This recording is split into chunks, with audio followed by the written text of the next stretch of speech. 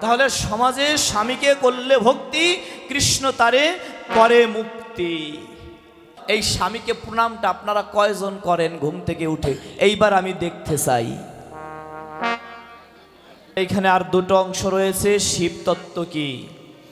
শিবতত্ত্ব, যেহেতু আমাদের কালকে শিব চতুর্দশী ছিল, বা আজকে গোস্বামী মতে যারা আমরা রয়েছি, আজকে আমরা উপবাস করেছি।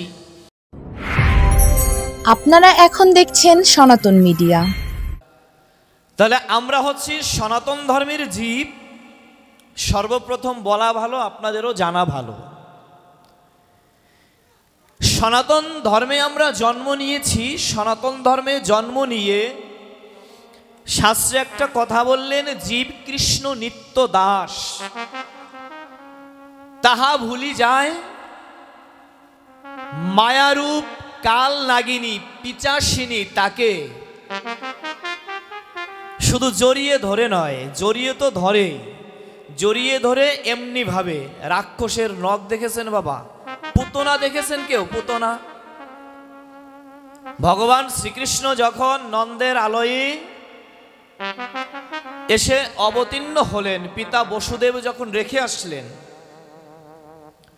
তার একদিন পরেই, বেশি দিন নয় কিন্তু, যেদিন রাখলেন ঠিক তার পরের দিন কংস মহারাজ আদেশ করলেন পুতনাকে, যে পুতনা, ওই গোকুলে একটি বালকের জন্ম হলো, তুমি শীঘ্র করে যাও, আমার আদেশ লও, ওখানে গিয়ে ওই বালককে হত্যা করো। তাই না বাবা? এখন ওই যে পুতনা গিয়েছিল না কংসের আজ্ঞা নিয়ে, পুতনার চেহারার রূপ কেমন ছিল জানেন? একটু দেখাবো, দেখবেন। ওইরকম দাঁত আমার মনে হয় একটু আছে, দেখেন, বড় বড় কোদালের মতো সুক্কা সুক্কা দাঁত। এরকম দাঁত ছিল। কি হলো?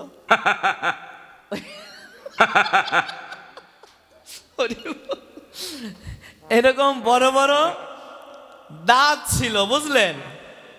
আর চেহারার যে ঢং রে বাবা, কি বলবো কথা, ওইরকম ঢঙের সিঁড়ি এখানে একজনও নাই।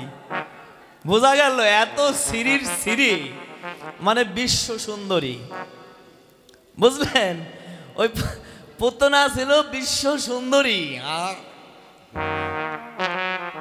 আর গায়ের রং মানে কয়লা, চেনেন বাবা? কয়লা। ওই পাতিলের কালিও নয়, আপনারা রান্না করেন না পাতিল দিয়ে, ওই পাতিলের নিচে কালি পড়ে না, তো কালি একটু ঘষা দিলে কিন্তু উঠে পরিষ্কার হয়ে যায়। কি মা যায় না? অনেক মারা জানে না। কেন জানে না জানেন? এখন অনেক মায়েরাই শৌখিন হয়ে গিয়েছে। আর দেশ, সমাজ, রাষ্ট্র যতটা শৌখিন হচ্ছে, পরমায়ু ততটা কমে যাচ্ছে। এটা কি মানেন আপনারা? আপডেট যত হচ্ছে, জীবনের আপডেটও তত বিলীন হয়ে যাচ্ছে। এজন্য দেখবেন শহরের বাবারা বাসে কম দিন, কিন্তু গ্রামে যারা থাকে, যারা মাঠে ঘাটে খেটে কর্মে খায়, তারা সমাজে অনেক দিন রয়। আমার গ্রামে 119 বছরে আমার এক জ্যাঠামশাই কিছুদিন আগে মারা গিয়েছে। দেখান তো কয়জন দেখা যায় বাবা? তাহলে গ্রামের মায়েরা একটু একটু জানে, শহরের মায়েরা জানে না। সেটা কি হলো? ওই যে উনানে যে কাঠ দিয়ে আপনারা জ্বালাচ্ছেন, তো ওই কাঠটা পুড়ে পুড়ে একটা কয়লা তৈরি হয় মা, হয় না? জানেন না মা আপনারা? তো যে কয়লা তৈরি হচ্ছে, রাধে রাধে, যে কয়লাটা তৈরি হচ্ছে, ওই কয়লাটা উঠিয়ে আনলে ওই কয়লা আপনি ধৌত করবেন। আস্তে আস্তে দেন ওই কিবোর্ডটা দাদা, হালকা করে আস্তে দেন, যেহেতু ভক্তদের একটু সমস্যা হয়, একটু সাউন্ড কমিয়ে হালকা করে দেন। হ্যাঁ, রাধে রাধে। এখন ওই কয়লাটা যত ধোবেন তত কিন্তু ময়লা উঠবে না? কয়লা ধুইলে ময়লা কি যাবে মা? যতই ঘষবেন ততই উঠবে, যতই ঘষবেন ততই উঠবে। তো ওই পুতনার রূপের অঙ্গ শ্রীর রংটাও ছিল তদ্রূপ কয়লার মতন, বুঝলেন? তাই পুতনাকে ডেকে কংস বলল, পুতনা তুমি আমার কথা নিবে, তোমার এই ভয়ানক রূপটা ধরে গোকুল ধামে যাইবে। এবার ওই পুতনার যে দাঁতগুলো বাবা বড় ছিল না, ওই দাঁতের সঙ্গে সঙ্গে এই যে দেখুন হাত, কয়টা আঙ্গুল আমাদের? এই 10টা আঙ্গুলের যে নখ, মানে চারি বলেন আপনারা না কি বলেন? নখ বলেন তো। এই নখগুলো ওইখান থেকে এই পর্যন্ত এতখানি, একদম ছুরির মতন সুক্কা, মানে সুচলির নখ। একবার যদি কারোর এখানে টাচ লাগে কাম সারা কিন্তু, বুঝলেন? তো ওইভাবে পুতনাকে পাঠালেন মাত্র ভগবানের জন্মের একদিন পর মুহূর্তে। তো যখনই পাঠালেন, ভগবানকে যখন বধ করার ন্যায় গেলেন, শুধু তাই নয়, মায়েদের স্তন যুগল আছেন না, এই স্তল যুগলের দুগ্ধ পান করে কিন্তু আমরা সবাই বড় হয়েছি বাবা। তো মায়েদের স্তন যুগলের দুগ্ধ যদি পান না করতাম, তাহলে সমাজে আজকে আমি আপনি কিন্তু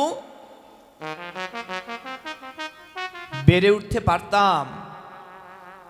কিন্তু দেখুন, ওই মায়ের মা রূপ শুদ্ধ শব্দর মধ্যে পুতনা অশুদ্ধ শব্দ যুক্ত করে মা রূপী কাল নাগিনীর রূপ ধারণ করেছে, তাই না? কাল নাগিনীর রূপ ধারণ করে স্তন যুগলে বিষ অঙ্কিত করে গিয়েছে ভগবানকে মারার জন্য। আরে মূর্খ পুতনা, তুই একবারও বুঝলি না আজকে তুই কাকে মারার জন্য এসেছিস? ওরে, ওখানে সুখদেব শ্রীমদ ভাগবতে বর্ণনা করছে, পুতনা রে, যাকে ব্রহ্মা পেল না ব্রহ্ম জ্ঞানে, যাকে যোগী পেল না যোগ সাধনায়, যাকে ধ্যানী পেল না ধ্যানে, আর সেই উদ্ধার কর্তা পরম বান্ধব শ্রীধাম বৃন্দাবন মাঝে সকল জীবের উদ্ধার কর্তা হয়ে গোকুল ধামে অবতীর্ণয়া। আজ যে ভগবান বিশ্ব উদ্ধারেরও লাগি, বিশ্বকে তরানোর লাগি জগতে ভূমিষ্ঠ হয়েছে, আর এই কৃষ্ণ স্বয়ং ঐশ্বর্যপূর্ণ ভগবানকেই তুই বধ করতে আসলি? ধিক্কার জানাই আমি তোকে। তদ্রূপ আমি বলছি বাবা, যারা এই সনাতন ধর্মে জন্মগ্রহণ করলেন বটে, কিন্তু আমার শুদ্ধ সনাতনীকে চিনলেন না, ধরতে জানলেন না, চিনার চেষ্টাও করলেন না, ধরার চেষ্টাও করলেন না। সেই শুদ্ধ সার্থিক সনাতনীকে আর কেহ নয়, বৃন্দাবন বিহারী লাল অনাদিরাদি কৃষ্ণ। হরি হরি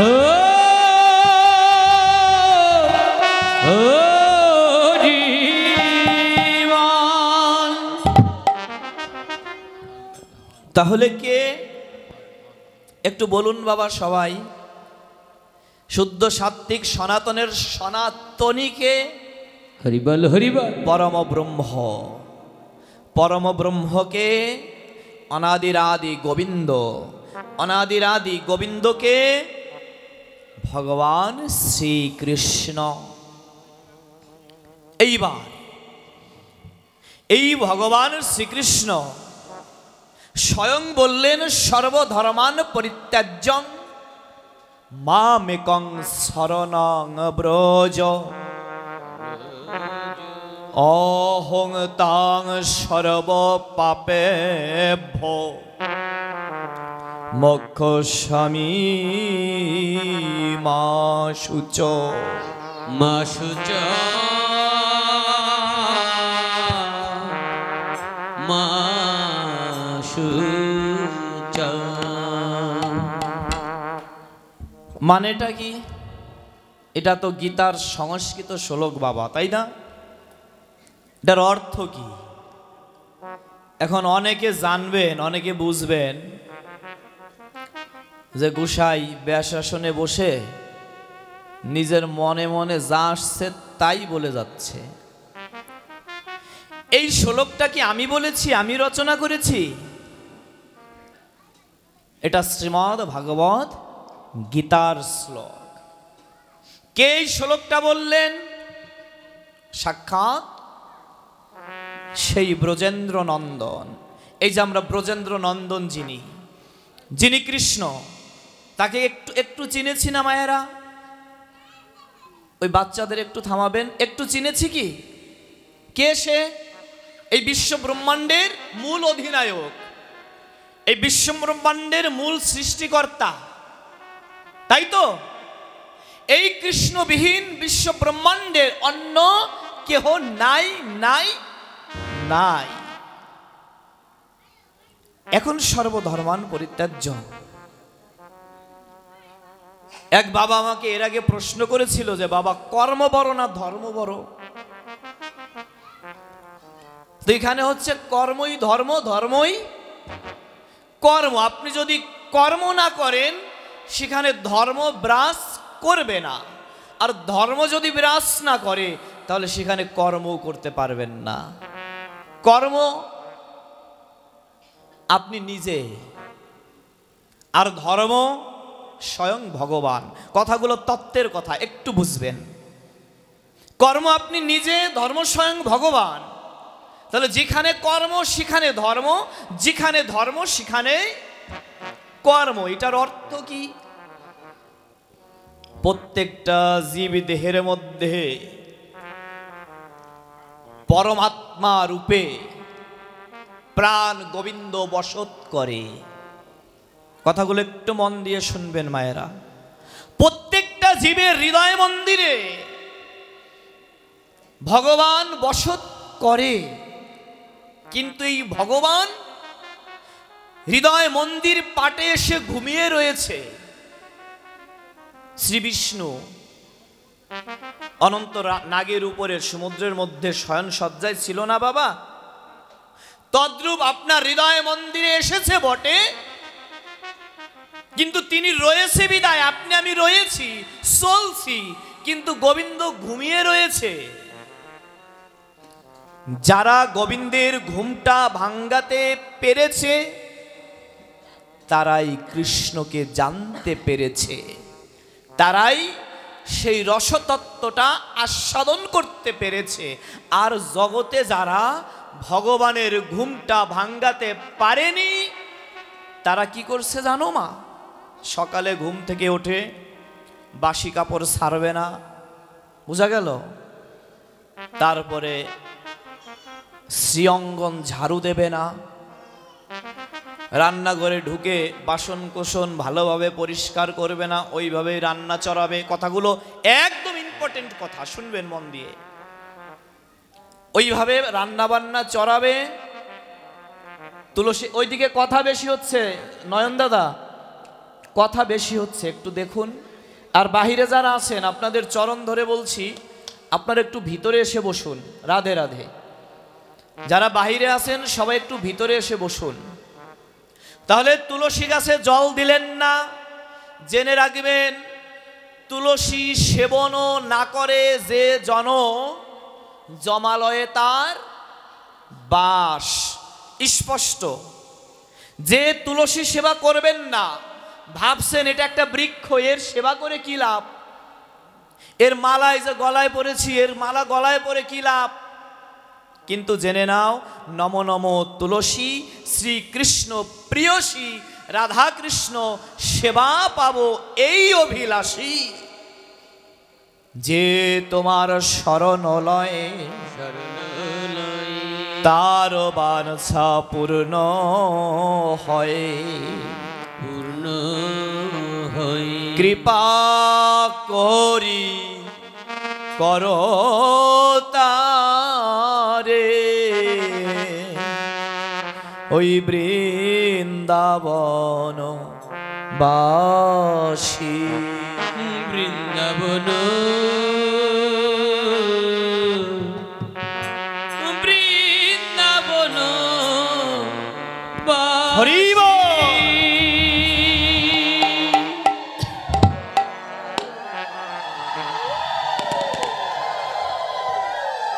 এইবার আরো একটা মূল ইম্পর্টেন্ট কথা বলবো, তার আগে একটু ফাঁকে বলে যাই, আমার কমিটির সভাপতি বাবা এখানে 3টা প্রশ্ন রেখেছেন, এই প্রশ্নের জবাবগুলোই কিন্তু আমি দিচ্ছি। সেটা কি, শিবতত্ত্ব কি, শিবতত্ত্বে আমি এখনো যাইনি, যাব। তুলসী দেবীর আলোচনা করবেন, এই যে তুলসীর আলোচনাটা পাচ্ছেন কিন্তু আপনারা। কো আমার বাবা আছেন? এই যে তুলসীর যে আলোচনাটা দিয়েছেন সেটা বলছি, সবাই যারা বাহির দিয়ে আছে বাবা সবাইকে একটু ডেকে নিয়ে আসুন। তারপরে গোবিন্দ মন্দিরে পূজারী ব্রাহ্মণ না বৈষ্ণব, এই কথাটা যাচ্ছে, আমি তুলসীর টপিকসটা আলোচনা রাখছি, ঠিক আছে? তারপরে আমরা লীলা আস্বাদন করব। আরও বাবা প্রশ্ন দিয়েছে, এই প্রশ্নের জবাবগুলো আমরা জানবো, নেব। গৌর হরি বল। আচ্ছা, রাধে রাধে, কোনো সমস্যা নেই, সব প্রশ্নের জবাব আমরা নিয়ে যাব আলোচনার মধ্য দিয়ে, আলোচনার পরে, ঠিক আছে তো? আচ্ছা, একটু কথা জেনে নেওয়া ভালো আপনাদের কাছ থেকে। আমাকে সময় কয়টা পর্যন্ত আপনারা দেবেন বাবা? একটু কৃপা করে যদি বলতেন, একজন দাঁড়িয়ে, যে কোনো একজন দাঁড়িয়ে বলবেন সেটা।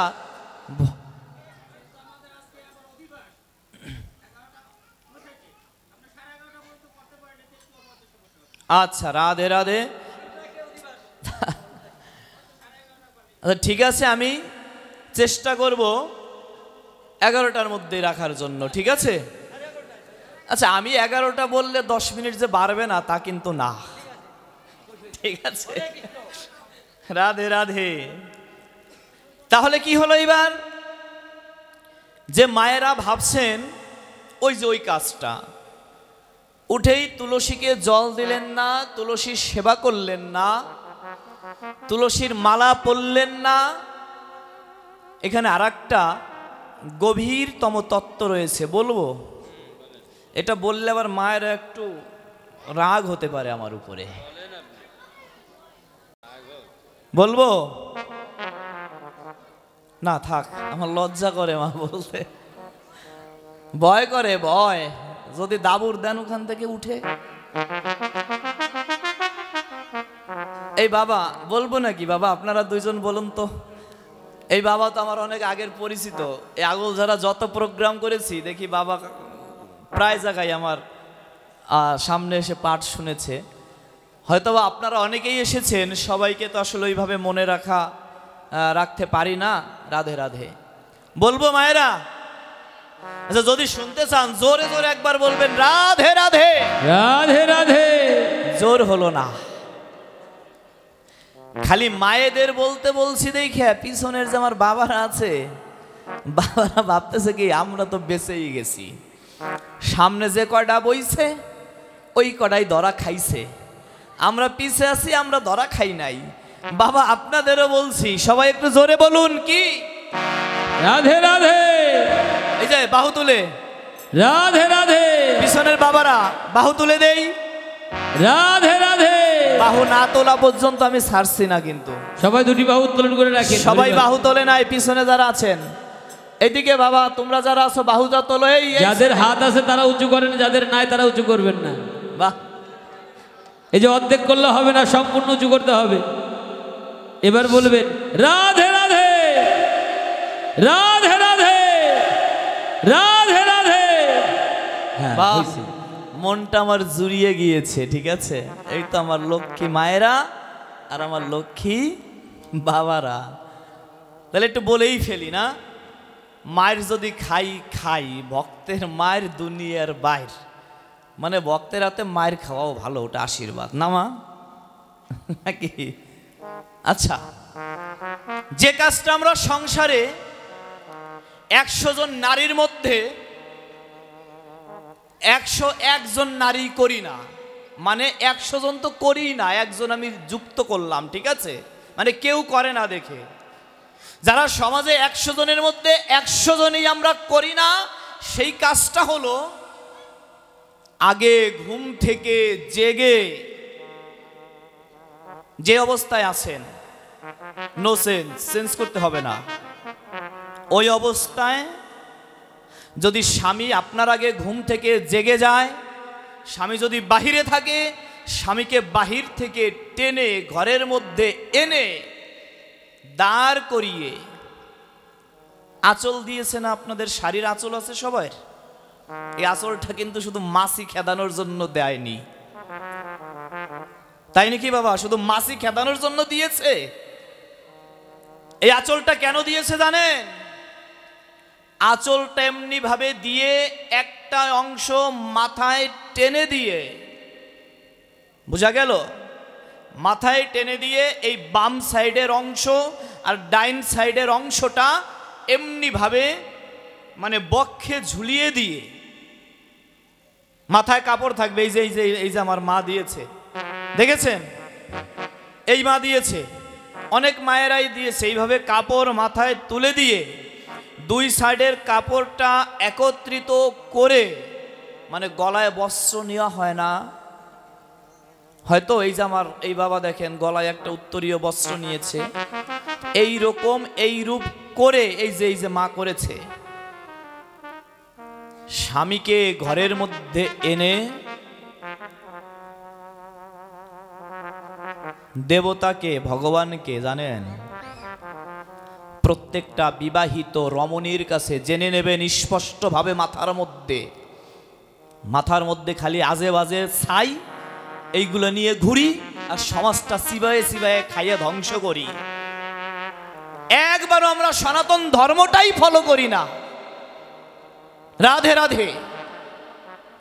তখন স্বামীকে দাঁড় করিয়ে, যদি আপনার মধ্যে ভাব অনুশোচনা থাকে, আর ভাব অনুশোচনা যদি নাও থাকে, ওটা জাগ্রত করার চেষ্টা করতে হবে।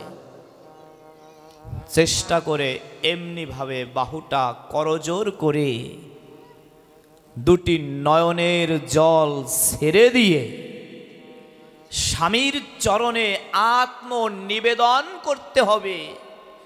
অগো প্রাণনাথ, আমি ভগবান চিনি না, আমি কৃষ্ণ চিনি না, আমি গৌর হরি চিনি না, কিন্তু আমি সাধু মুখে শুনেছি, আমি ভাগবত পাঠে শুনেছি, আমি গ্রন্থে শুনেছি, বিশ্ব জগতে তুমিই নাকি আমার পরম দেবতা, তুমিই নাকি আমার পরম বান্ধব, তুমিই নাকি আমার উদ্ধার কর্তা, তুমিই নাকি আমার ইহকাল পরকালের একমাত্র প্রাণপতি দেবতা।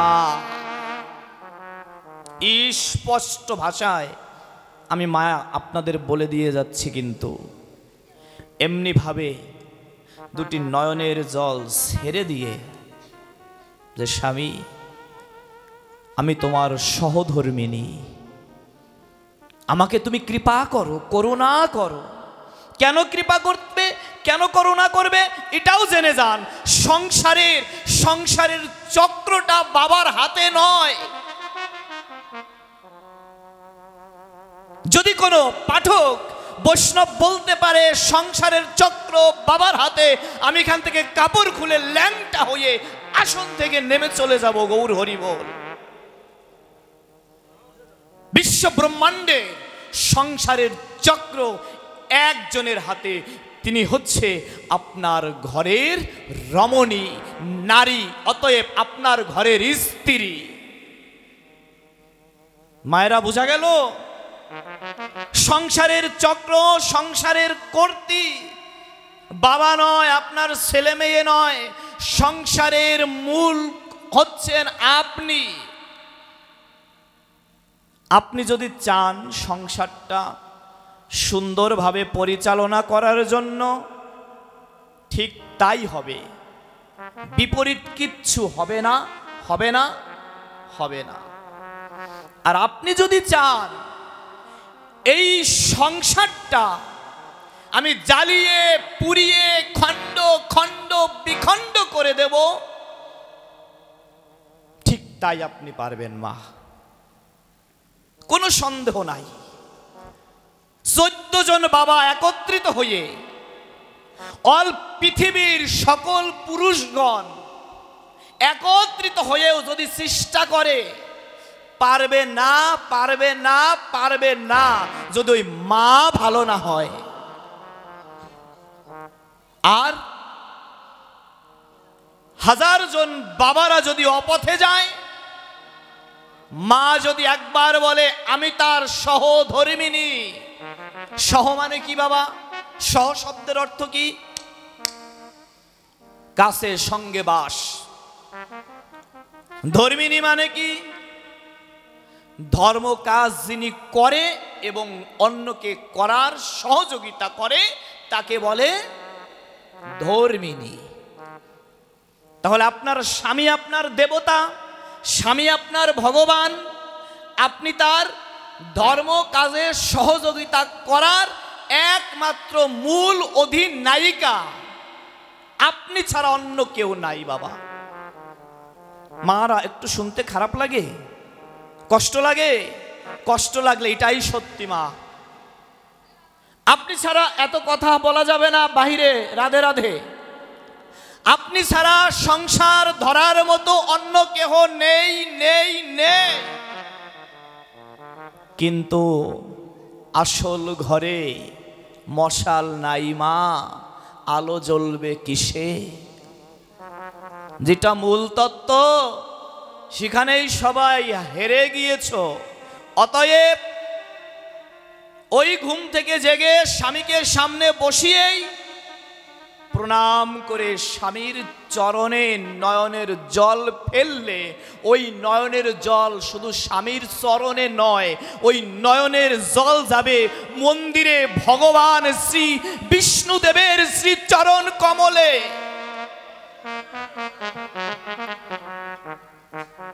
এটা যদি কেউ মিথ্যা প্রমাণ করতে পারে, তাকে আমি 5 লক্ষ টাকা পুরস্কার করব। ওপেন চ্যালেঞ্জ দিয়ে যাচ্ছি, ব্যাস আসনে বসে। বোঝা গেল? অতএব স্বামী ধর্ম, স্বামী কর্ম, স্বামী পতি, স্বামী পরম গতি, স্বামী নারায়ণ, স্বামী রক্ষাকর্তা। যারা এগুলো নিয়ে দ্বিধা দ্বন্দ্বে ভুগছেন, সবাই সাবধান হয়ে যান। এটা নিয়ে কোনো দ্বিধা দ্বন্দ্ব আমার সনাতন ধর্ম আপনাদের আমাদের শেখায়নি। বুঝা গেল? দেখেন, যে মা আমার বোনেদের বিয়ে হয়নি, দেখবেন যখনই ওর বিয়ে হবে হাতে শাখা পরবে, ললাটে সিঁদুর দেবে, দেখবেন ওর চেহারা, ওর রূপ বিয়ের আগে যা ছিল অর্ধেক মানে দ্বিগুণ পরিবর্তন হয়ে গিয়েছে, তাই না বাবা? পরিবর্তন হয়ে ওই রূপের নামটা কি দিয়েছে জানেন? শাস্ত্রে বলা হয়েছে ওই রূপের নামটা দেওয়া হয়েছে লক্ষ্মী স্মৃতি। শ্রী, লক্ষ্মী শ্রী। লক্ষ্মী মানে সুন্দর, শ্রী মানে সুন্দর, মা লক্ষ্মী সুন্দর। ওই নারীকে সংসারে মা লক্ষ্মীর সঙ্গে তুলনা করা হলো, কিন্তু মা লক্ষ্মীর সঙ্গে তুলনা পেয়ে যদি অলক্ষ্মী, লক্ষ্মী আর অলক্ষ্মী কিন্তু 2 বোন, জানেন? অলক্ষীর কাজ আকাম ঘটানো, আর লক্ষ্মীর কাজ ওই আকামগুলো সঠিকভাবে এনে সুকাম ঘটিয়ে সুন্দর শ্রী প্রতিষ্ঠা করা। তদ্রূপ আপনারা অলক্ষী হতে চান না লক্ষ্মী হতে চান? কি হতে চান মায়েরা দেখি? হাত জায়গায় সবাই বলতে হবে, আপনারা অলক্ষী হবেন নাকি লক্ষ্মী হবেন? কে কে লক্ষ্মী হবেন দেখি তো একটু।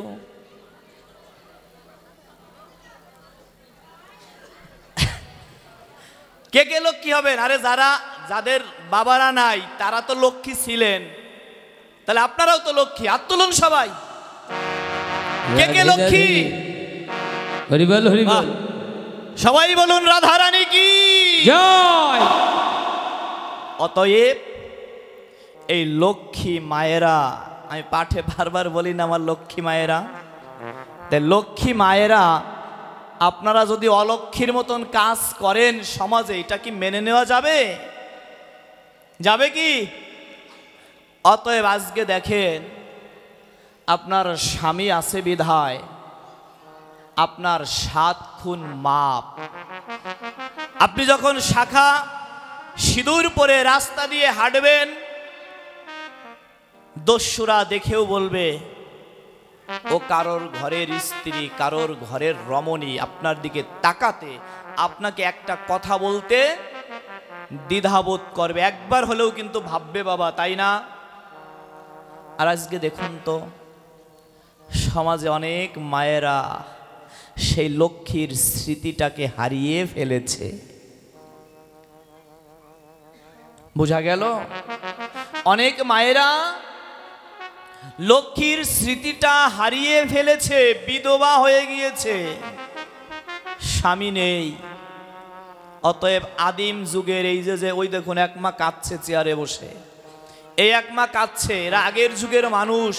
এরা জানতো স্বামী আমার একমাত্র গতি, স্বামী আমার একমাত্র মুক্তির পথ। তাই আজকে যখন তাদের অন্তরে ব্যথা লেগেছে, তারা ভাবছে হায় রে, আমার দেবতা তো আমি হারিয়ে ফেলেছি, কাঁদছে। কিন্তু ইদানিং সমাজে কি হয়,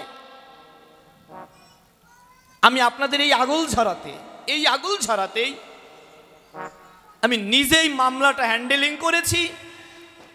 আমাদের সনাতন ধর্মেরই এক ব্যক্তি, নামটা মনে নেই, বেশ আগের কথা, এই যে এই পাশে এই যে ব্রিজটা বাবা, ব্রিজের ওই পারি এক বাড়িতে ভাড়া থাকে, স্ত্রীকে কুপিয়ে ঠ্যাং আর হাত কেটে ফেলেছে। এই বাবা এই কথা বলবে না।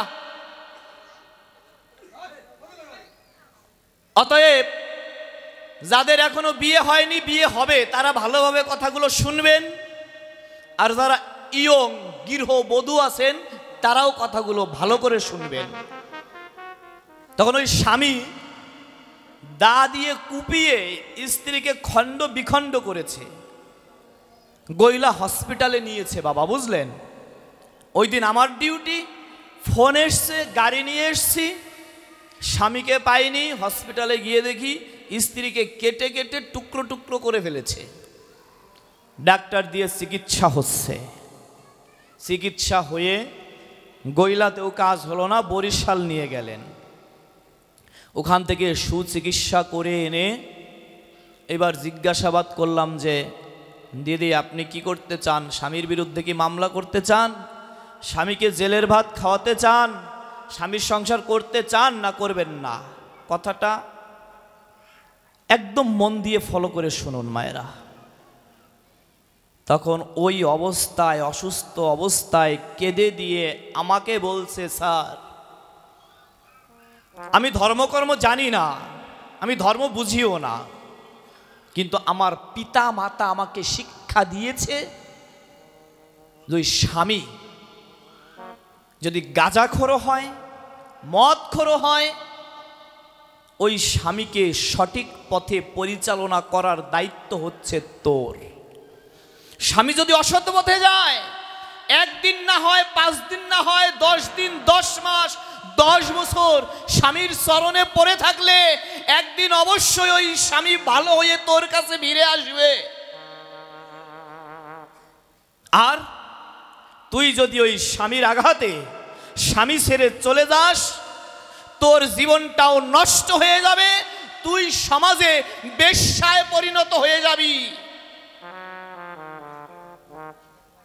হয়তোবা তোর স্বামী পথ খুঁজে না পেয়ে না হয় পাগল হবে, না হয় ছাগল হবে, না হয় আবার বিয়ে করবে, নয় রাস্তায় রাস্তায় ঘুরবে, নয় সাধু হয়ে বৃন্দাবনে সন্ন্যাস নিয়ে চলে যাবে, কিন্তু সমাজে বেশ্যারূপে পরিণত হবি তুই।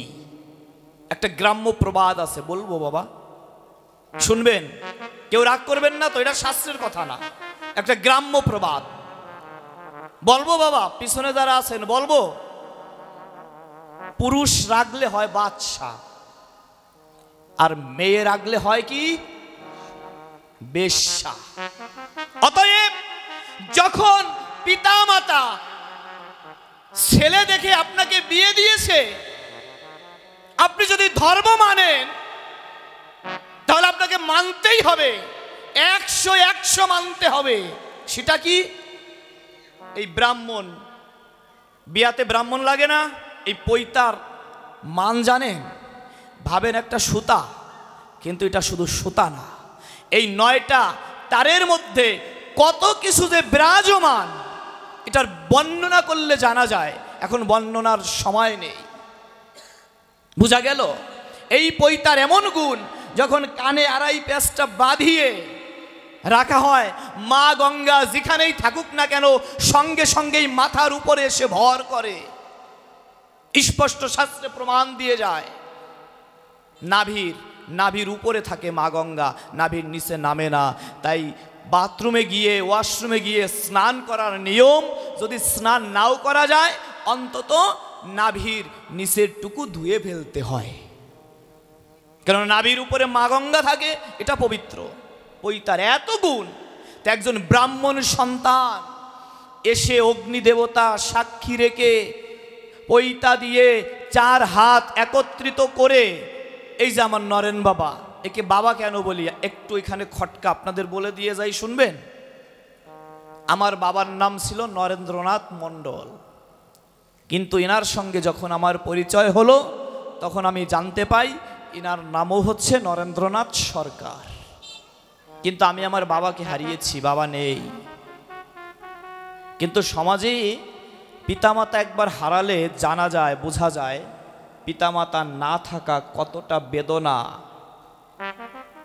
আর চেহারাটাও অনেকটা এরকম ছিল আমার বাবার, সেখান থেকেই তাকে আমি বাবা বলে আখ্যায়িত করি। সেও আমাকে নিজের সন্তানের মতন জানে। বোঝা গেল? রাধে রাধে। তাহলে কোন কথায় ছিলাম? এই কথার আগে ব্রাহ্মণ বিয়ে।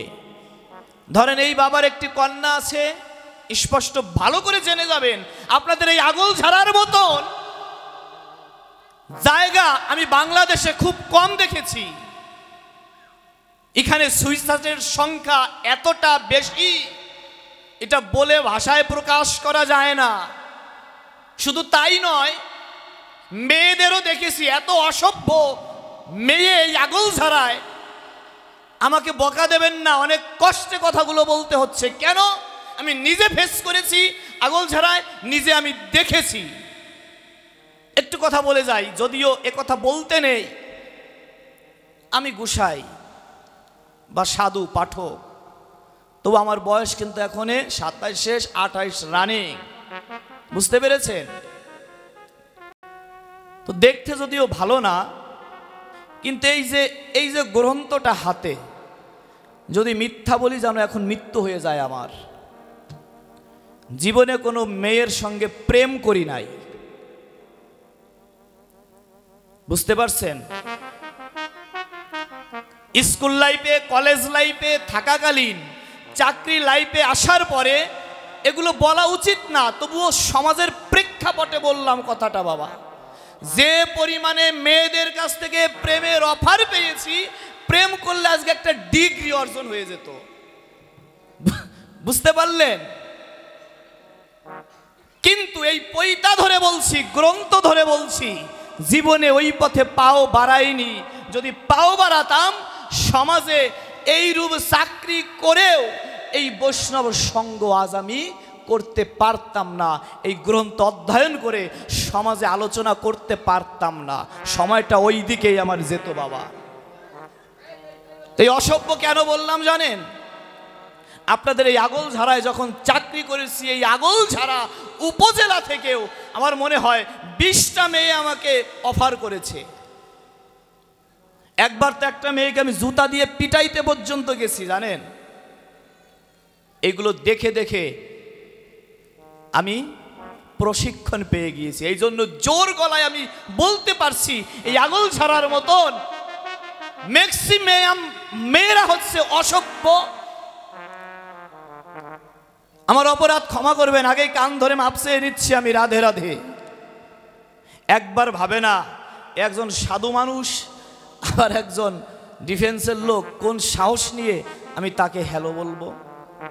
তাহলে বিষয়টা দেখেছেন বাবা।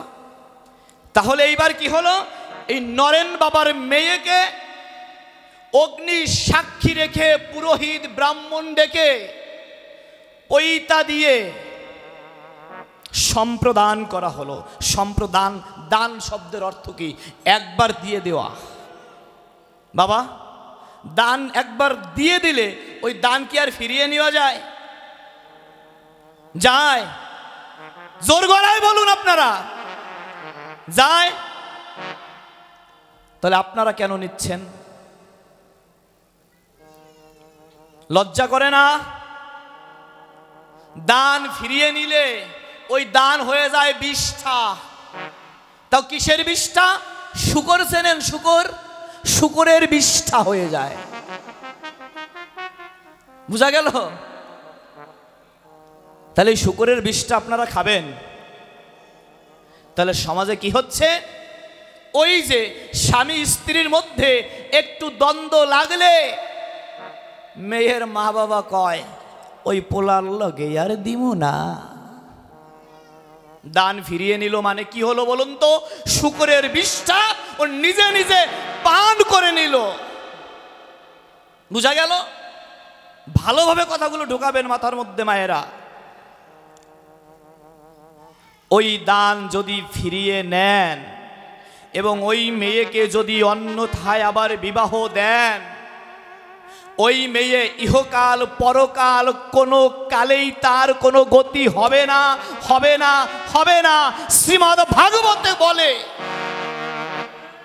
তাহলে আজকে আপনি সনাতন ধর্মের অস্তিত্ব ডুবিয়ে দিয়ে সনাতন ধর্মকে অপমান করে আপনি কোন ধর্ম পালন করছেন? আর কে আপনাকে উদ্ধার করবে বলুন? অতএব সাবধান। আমি সুস্পষ্টভাবে বলে যেতে চাই, যারা হয়তো কি কর্ম করেন, যারা হয়তো কি কর্মের সঙ্গে নিয়োজিত রয়েছেন, তারা সাবধান হয়ে যান। এই কর্ম কেউ করবেন না। তখন ওই আহত দিদি তিনি আমাকে বলছে, স্যার মা বাবা যার হাতে দিয়েছে আমাকে, যদি আমি মরি ওনার হাতেই মরবো, আর যদি আমি বাঁচি ওনার হাতেই বাঁচবো। এই কথাগুলো আমি ভিডিও করে নিলাম। তখন ওর স্বামীকে ধরে আলাদাভাবে আমি বুঝিয়ে ওই দৃশ্যগুলো দেখালাম যে দেখতো, তুই যে স্ত্রীকে মেরেছিস ও তো চাইলেই এখন মামলা দিয়ে তোকে জেলের ভাত খাওয়াতে পারতো, তোর জীবন বরবাদ করে দিতে পারতো। কিন্তু দেখতো ও কি বলছে, ও মামলা করবে না, তোর বিরুদ্ধে কোনো অভিযোগ দেবে না, তোর সংসার ত্যাগ করবে না, মরলে তোর কাছে মরবে, বাঁচলে তোর কাছে বাঁচবে। তখন ও দুটি নয়ন জল ছেড়ে দিয়ে আমার চরণ ধরে বলে, স্যার আমি ভুল করেছি, আপনি আমার স্ত্রীর কাছে নিয়ে চলুন।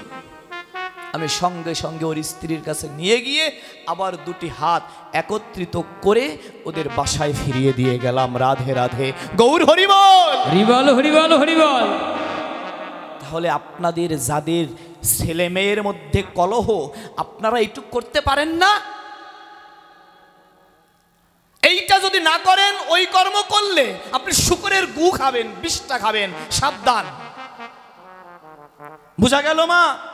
এই জন্য স্বামী আপনার উদ্ধারকর্তা, স্বামী পতিদেবতা, স্বামীর চাইতে কোনো দেবতা জগতের বুকে দ্বিতীয়ত নাই, নাই, হরি হরি বল।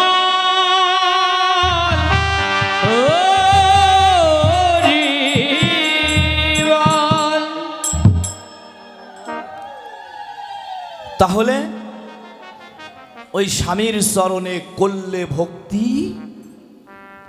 প্রাণ গোবিন্দ তারে করে মুক্তি। যে মায়েরা মনে কষ্ট পেলেন, কান ধরে ক্ষমা চেয়ে নিচ্ছি, কষ্ট পাবেন না। অত্যন্ত বাস্তব, আপনাদের এই আগল ঝাড়ার জন্য এই কথাগুলো অত্যন্ত প্রয়োজন, যে জন্য বাবা আমাকে আগেই লিখে দিয়েছে। বুঝতে পেরেছেন? একটু একটু মেয়েরা এখন মুখের থেকে দুধের গন্ধ যায়নি, জানেন? নাক টিভি দিলে দুধ বের হয়ে যাবে। ও ভালোবাসার বোঝে কি? ও প্রেমের বোঝে কি? ওর বাবা না খেয়ে না ঘুমিয়ে কত কষ্ট করে ওকে বড় করতেছে, লালন পালন করতেছে। আর অমুক একজন বলে, এই সোনার পাখি আই লাভ ইউ, ও কয় বিউ বিউ বিউ। বুঝলেন? আই লাভ ইউ মানে কি বাবা? ও বাবা, আপনার তো ওখানে অনেক শিক্ষিত বাবারা আছেন, প্রণাম জানাই আপনাদের চরণে। একজন একটু বলুন তো, আই লাভ ইউ শব্দের অর্থ কি? আমার পিছনের বাবার একজন বলবে। ও বাবা, আপনি একটু বলেন না দাঁড়িয়ে, এই যে আমার চশমা চোখে বাবা, মাপলার মাথায়, একটু বলেন। বলেন বলেন, আই লাভ ইউ শব্দের অর্থটা কি বাবা? না বাবা, একটু শুনবো, দেখেন না কেন বলছি, একটু বলেন বাবা। এই কেউ কথা বলবে না? বাহ, এইটা আমার এই বাবা কেন বলালাম জানেন? এই কথাটা একজন ইয়ং ছেলেকে দিয়েও আমি বলাতে পারতাম, কিন্তু ওই লোকটা কোনোদিনও এই মোবাইল ধরে এই হনু কর্ম করেনি। আজ পর্যন্ত কাউকেও ফোন ধরে এইরূপ ভাষা দেয়নি। বোঝা গেল? আই লাভ ইউ মানে আমি তোমাকে ভালোবাসি, ভালোবাসা, তাই তো? তাহলে এই ভালোবাসাটা কি? এই কয়েকদিন আগে আপনাদের আমবৌলা গিয়েছিলাম, এই বেশি দিন না, মনে হয় এক সপ্তাহ আগে। এই আমবৌলা 14ই ফেব্রুয়ারিতে, তখন ভালোবাসার উপাখ্যানটা ভালোভাবে ওখানে দিয়েছিলাম। এজন্য আর দিতে চাই না, কেন ওই যে একটা মিডিয়া চলে, এক কথা যদি বারবার বলি তাহলে সমাজে কেউ কথা শুনবে না। বোঝা গেল? তার মানে সংক্ষিপ্তভাবে একটা কথা বলি, সেটা হচ্ছে আই লাভ ইউ মানে ভালোবাসা। ভালোবাসা মানে জড়িয়ে ধরে 5টা চুমা দিলাম, অসভ্যমতা করলাম, চরিত্রটা নষ্ট করলাম, পিতামাতার মুখে চুনকালি লাগালাম, এটার অর্থ ভালোবাসা নয়। ভালো শব্দের অর্থ ভালো, বাসা মানে ঘর, ভালোবাসা মানে ভালো একটি সুন্দর একটি ঘর, যে ঘরে গোবিন্দ থাকে, গোবিন্দকে রেখে গোবিন্দের ভজন করে জনমটা কাটানো যায়, একেই বলা হয় ভালোবাসা, ভালো ঘর। এই হতো ছাড়া যারা অসভ্যমতা করে ওটাকে জগতে ভালোবাসা নাহি বলে, ওটাকে বলে গলায় ফাঁস। বুঝলেন বাবা? অতএব যাদের ঘরের ছেলে মেয়ে আছে, আসলে এই দোষগুলো ওদেরও দেওয়া উচিত না। মা বাবার ম্যাক্সিমাম দোষ। মা বাবা যদি ছেলে মেয়েকে ধর্ম সঙ্গে নিয়ে আসতো, এগুলো খুব কম হতো বাবা। কিন্তু ধর্মের মধ্যে আনবে না, কইবে ও মা অমুক জায়গা যাত্রা হচ্ছে, পুজো হচ্ছে, একটু সেজে গুজে যাই। হ্যাঁ যাও যাও যাও। মা কীর্তন হচ্ছে, একটু নিয়ে চলো, এ সময় নাই, এই কাজ সেই কাজ। এর জন্য দায়ী আপনি। বুঝা গেল? তাহলে সমাজে স্বামীকে করলে ভক্তি, কৃষ্ণ তারে করে মুক্তি। এখন এই স্বামীকে প্রণামটা দেখেন, একটা কথার প্রসঙ্গে কতগুলো কথা চলে আসলো, তাই না বাবা? এই স্বামীকে প্রণামটা আপনারা কয়জন করেন ঘুম থেকে উঠে? এইবার আমি দেখতে চাই।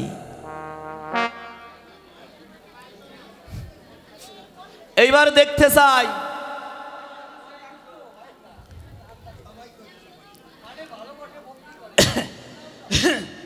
শুধু আচ্ছা, এই যে আমার বাবা একটা কথা বললো, বাবার প্রসঙ্গে একটা কথা বলি, 1 মিনিট বলবো। বাবা বলল না প্রণাম করে মনে মনে, আমি যদি মনে মনে মেয়ে দেখি, মনে মনে বিয়ে করি, মনে মনে সংসার করি, হবে বাবা? মানে মনে মনে আমার জল পিপাসা লাগে গেছে, বুঝলেন বাবা? এখন আমি মনে মনে বোতল এখানেই রইল, মনে মনে জল খেয়ে নিলাম, পিপাসা মিটবে? মানে এটা যদিও হাস্যকর, কিন্তু বাবার কথাটা একদম ইম্পর্টেন্ট। কেন? এখানে উনি আমাকে প্রশ্নটা ধরিয়ে দিয়েছে, আমি শুধু উত্তরটা করছি। বোঝা গেল? এটা লিখে দেয়নি, কিন্তু মনে মনে আমাকে প্রশ্নের সূত্রটা দিয়েছে, আমি অঙ্কটা সুন্দরভাবে অ্যান্সার করছি। মনে মনে খাইব, পিপাসা মিটবে? যদি গলায় বেঁধে যায়, জলের অভাবে মইরে পড়ে থাকবে এখানে। অতএব মনে মনে ভাবলেও শুধু হবে না, হবে বাবা। মনে মনে আমি ড্রেস পরলাম, স্কুলে গেলাম, পরীক্ষার সময় পাবেন গোল্লা। কিছু বলেন? হবে মা? তাহলে মনে মনে বাদ দিয়ে সশরীরে একজনও করেন না। দেখছেন, আমি আগে চ্যালেঞ্জ করছিলাম যে 100 জনের মধ্যে 101 জনই করে না। বলছিলাম না বাবা কথাটা? একজন যুক্ত করে রেখেছিলাম, কিন্তু দেখছেন প্রমাণ আপনারা পেয়েছেন। তাইলে এইবার আমরা প্রতিজ্ঞা করব ভগবানের কাছে, শ্রীমন্দিরে তুলসী সেবা করলে জীবের পরম মঙ্গল ঘটে। তুলসী কৃষ্ণের প্রিয়সী, তুলসী জীবকে কৃষ্ণের কাছে পৌঁছে দেয়। বোঝা গেল? তখন ওই মায়ারূপ পিচাসী মানে পুতনা রাক্ষসীর মতো নয়, তখন হয়ে যাওয়া যায় মা যশোদার মতো। মা যশোদা কৃষ্ণ লালাকে আদর করত, ননি খাওয়াতো, তাই না বাবা? তখন ওই পুতনা নয়, মা যশোদা হওয়া যায়। আর যশোদা হলে কৃষ্ণ কৃপা লাভ হয়। এবার বাবা প্রশ্ন রেখেছে গোবিন্দের, তুলসীর, বাহ আছে বাবা। এইবার বাবাদের কথা কি আজকেই বলবো নাকি আর একদিন ওই ভিডিওতে দেখবেন? আজকেই বলবেন? আচ্ছা, রাধে রাধে, ভালো কথা। কিন্তু মায়েদের কথা কেন বলতে হয় জানেন বাবা? ওই যে আগেই বললাম যে মায়েদের হাতে থাকে 9 আর বাবাদের হাতে থাকে মাত্র 3। অতএব সব চক্র মায়ের হাতে, তাই মায়েদের অবশ্যই অবশ্যই উচিতভাবে চলতে হয়, সতর্কভাবে চলতে হয়। তাহলে এইবার এহতিক কর্মগুলো ভুলে দিয়ে স্বামীকে প্রণাম করলে কৃষ্ণ এসে মেলে অবশেষে। শুধু তাই নয়, বৃন্দাজিকে প্রণাম করলে, বৃন্দাজিকে জল দান করলে বৃন্দাজি ভগবানের কাছে সুপারিশ করে আপনার হয়ে। ভগবান তখন আপনার চরণ কমলে এসে আপনার চরণ বক্ষে ধরে। এই লীলাটা আমি সব প্রশ্নের সমাপ্তি শেষে আস্বাদন করাবো। ভক্তের চরণে ভগবান কখন বাধা পড়ে, এটা রইল আমাদের শেষের অংশ। ঠিক আছে?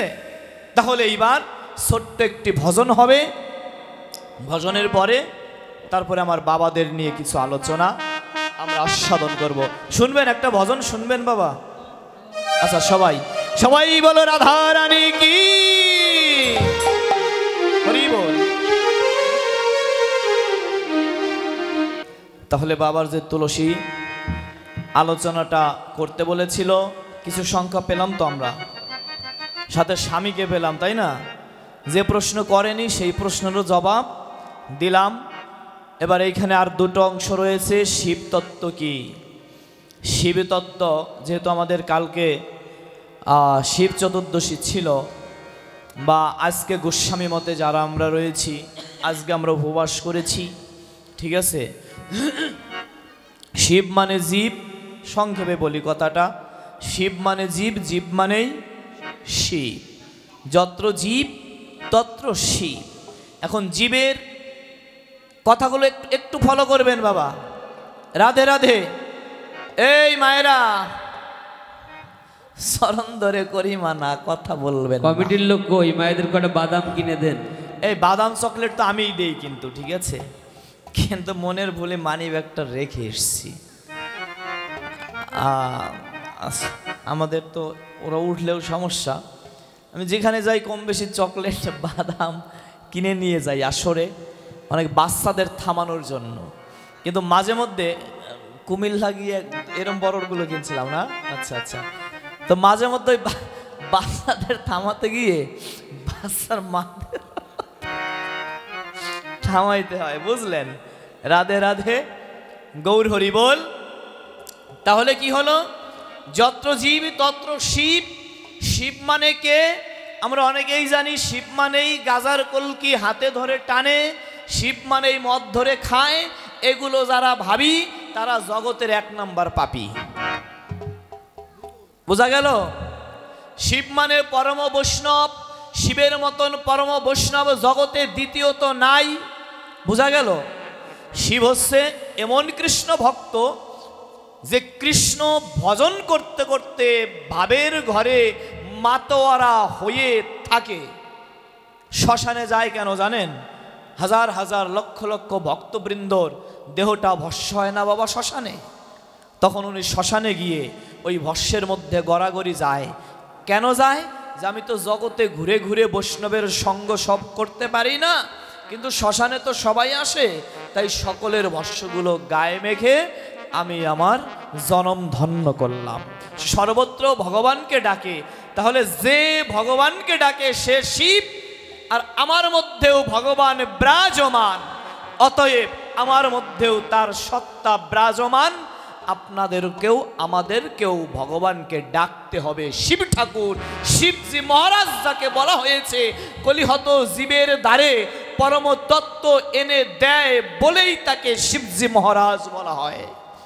বোঝা গেল? সংক্ষিপ্ত জবাব দিলাম। এবার গোবিন্দ মন্দিরে পুরোহিত দিয়ে পূজা করা উচিত, মানে ব্রাহ্মণ দিয়ে না বৈষ্ণব দিয়ে? কথার তত্ত্বটা সংক্ষেপে আমি বলে যাই। অবশ্যই অবশ্যই ব্রাহ্মণ দিয়ে পূজা করতে হবে। তবে এইখানে একটু তত্ত্ব আছে, তত্ত্বটুক জানবো। ব্রাহ্মণ মানে কে? অবশ্যই নারায়ণ পূজা ব্রাহ্মণের করতে হবে, করতে হবে, করতে হবে। কৃষ্ণ পূজা ব্রাহ্মণের করতে হবে, করতে হবে, এটা শাস্ত্রের প্রমাণ। তবে এইখানে সুন্দর ব্যাখ্যা, এটা সকলের জানা নেই। ব্যাখ্যাটা কি? শাস্ত্রে বললেন কেবা বিপ্র, গৌরীয় কণ্ঠ হারে বললেন কেবা বিপ্র কেবা নাসি। বিপ্র মানে ব্রাহ্মণ, ঠিক আছে বাবা? কেবা বিপ্র কেবা নাসি, শূদ্র কেনে নয়? যেই কৃষ্ণ তত্ত্ববেত্তা সেই সে গুরু হয়, মানে সেই ব্রাহ্মণ হয়। এখন আমি ব্রাহ্মণের ঘরে জন্ম নিয়ে পৈতা নিয়েছি বিধায় আমি ব্রাহ্মণ, তা কিন্তু না। কথাগুলো স্পষ্ট শুনবেন। আমি ব্রাহ্মণ ঘরে জন্ম নিলাম, ব্রাহ্মণের কাজ করলাম না। ব্রাহ্মণের কাজ কি? অনেক আছে, বেশি বলবো না, 3 থেকে 4টা বলবো। প্রথম কাজ, ললাটে তিলক, কণ্ঠে তুলসী, মস্তকে শিখা, ব্রাহ্মণের 1 নাম্বার কাজ, ঠিক আছে? 2 নাম্বার কাজ, বদনে কৃষ্ণ প্রসাদ সেবা। 3 নাম্বার কাজ বলুন তো কি? সর্বক্ষণ হরি নামের মধ্যে নিজের দেহটা ডুবিয়ে রাখা। অনেক প্রসঙ্গ আছে, মাত্র 3টি কথা আমি বললাম। এখন বর্তমান সমাজের কয়জন ব্রাহ্মণ আছে জন্মগত? এগুলো দেখান তো আমাকে বাবা। এই 3টার মধ্যে একটা পালন করে দেখান আমাকে। কাজে সে ব্রাহ্মণ না, সে হলো চণ্ডালের চাইতে অধম। যে ব্রাহ্মণ ঘরে জন্ম নিয়েও ব্রাহ্মণের কার্য করল না, শাস্ত্রে বলা হয়েছে সে চণ্ডালের চাইতেও অধম। তাহলে এবার ব্রাহ্মণ কে? ওই যে কেবা বিপ্র কেবা নাসি, শূদ্র কেনে নয়? যেই কৃষ্ণ তত্ত্ববেত্তা সেই সে ব্রহ্ম হয়। এবার আপনার জন্ম হয়েছে নমশূদ্র কুলে, আপনার জন্ম হয়েছে সাহা কুলে, আপনার জন্ম হয়েছে মেথর কুলে, আপনার জন্ম হয়েছে মুসি কুলে। কিন্তু মুসি হয়ে সুসি হয় যদি কৃষ্ণ ভজে, আর সুসি হয়ে মুসি হয় যদি কৃষ্ণ তেজে। অতএব জগতে যেই কৃষ্ণ ভজে, যেই ব্রহ্মকে জানে, এখানে জাত কুলের কোনো দ্বন্দ্ব ভেদাভেদ নাই। সমাজে তিনিই ব্রাহ্মণ আর তিনিই ব্রহ্ম পূজা, অতএব নারায়ণ বিষ্ণু পূজার অধিকারিণী। ক্লিয়ার কথা বাবা? কোনো সন্দেহ আছে? এটা নিয়ে আর কোনো প্রশ্ন আছে? অতএব আমরা যাকে বৈষ্ণব জ্ঞানে জানি, উনি তো বৈষ্ণব আবার ব্রাহ্মণ, কেননা ব্রহ্মকে জেনেছে বিধায় বৈষ্ণব হয়েছে। এই বাচ্চাদের একটু থামান না। ব্রহ্মকে জেনেছে বিধায় বৈষ্ণব হয়েছে, আর বৈষ্ণব হয়ে পূজা করছে, তাহলে ব্রাহ্মণ পাচ্ছে একটা আর বৈষ্ণব মানে দুটো, ব্রাহ্মণ আবার সংযুক্ত বৈষ্ণব। বোঝা গেল? তাহলে এই বৈষ্ণব ব্রাহ্মণ দিয়ে মন্দিরের সেবার কাজ করানো আবশ্যক কর্তব্য। রাধে রাধে, হরিবল হরিবল হরিবল। এই প্রশ্নগুলো বাদ দিয়ে এবার এইখানে আরো তিনখানা প্রশ্ন আছে।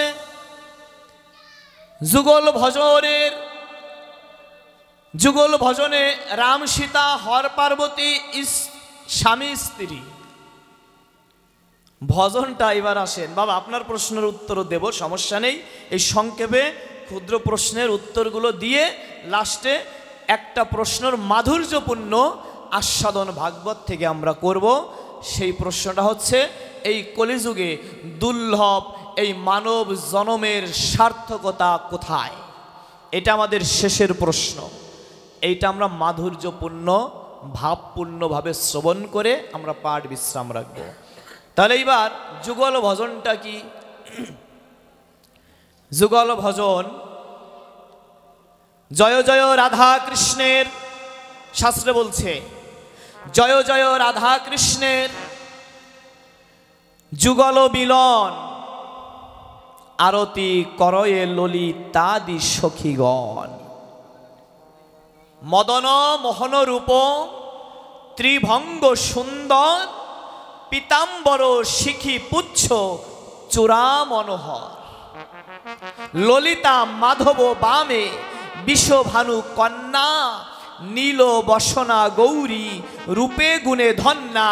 নানাবিধ অলঙ্কার করে ঝলমল, হরিমন বিমোহন বদন উজ্জ্বল। হরিবল হরিবল। মানে আমাদের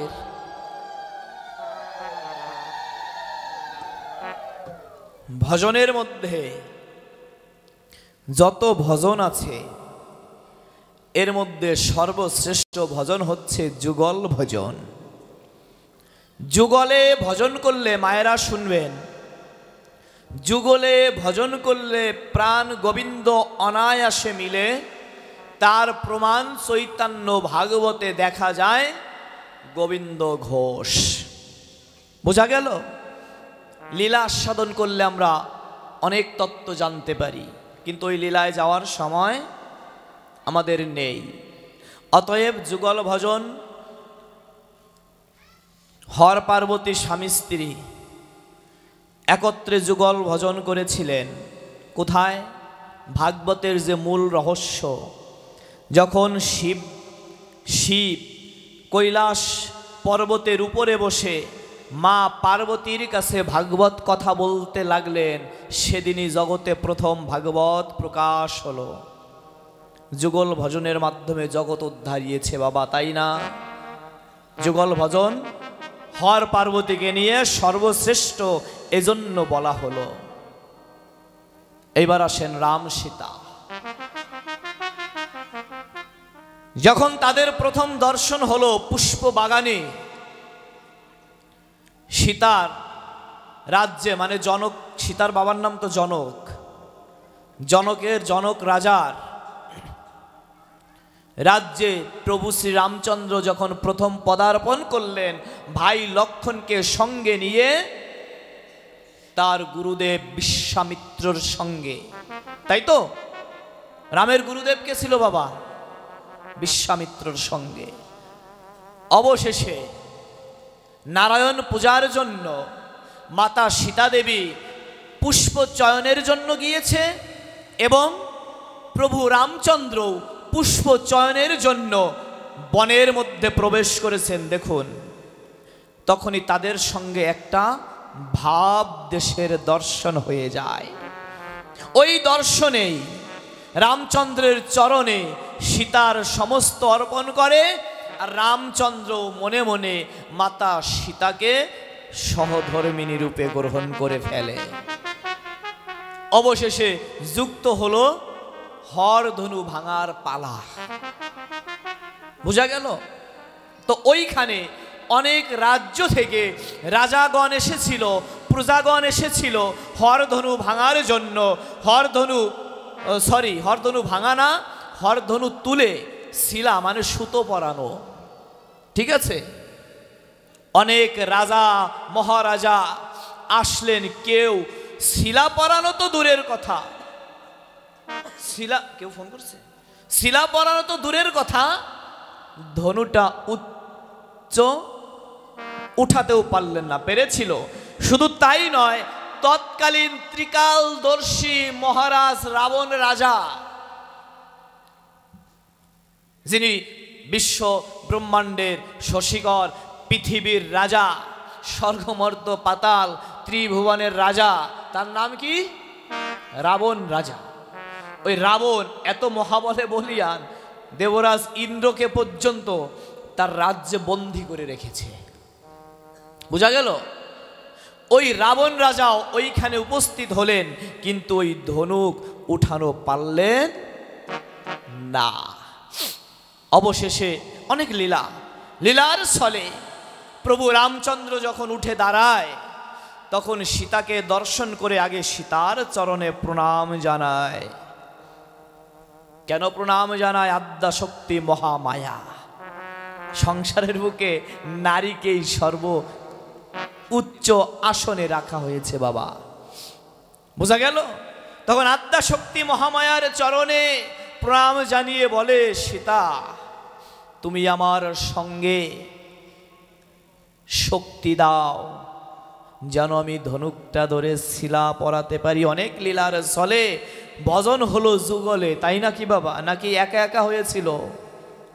তখন যখন মনে মনে ভজন হয়ে যায়, মনে মনে যখন আকর্ষণ বিকর্ষণ হয়ে যায়, তখনই ধনুকটাকে প্রণাম করে ধরার সঙ্গে সঙ্গে হরধনু তুলে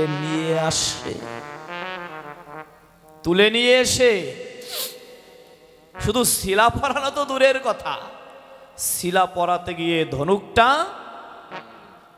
ভেঙে গেল। অনেক লীলা। এখানে যদি একার শক্তি থাকতো, তিনি পারত না ধনুক তুলতে। এখানে মাতা সীতার পূর্ণাঙ্গ শক্তি প্রভু রামচন্দ্রের মধ্যে ছিল বাবা। আমার বলা ভালো, আপনাদের জানা ভালো। এটাকেই বলা হয় যুগল ভজন। একা ভজন করলে যা না হয়, যুগলে মানে স্বামী স্ত্রী ভজন করলে তার থেকে দ্বিগুণ ফল লাভ হয়ে প্রাণ পুরুষোত্তম গোবিন্দকে পাওয়া যায়। হরিবল। তাই বলছে, যুগলে ভজন করলে হরি মন বিমোহন বদন উজ্জ্বল।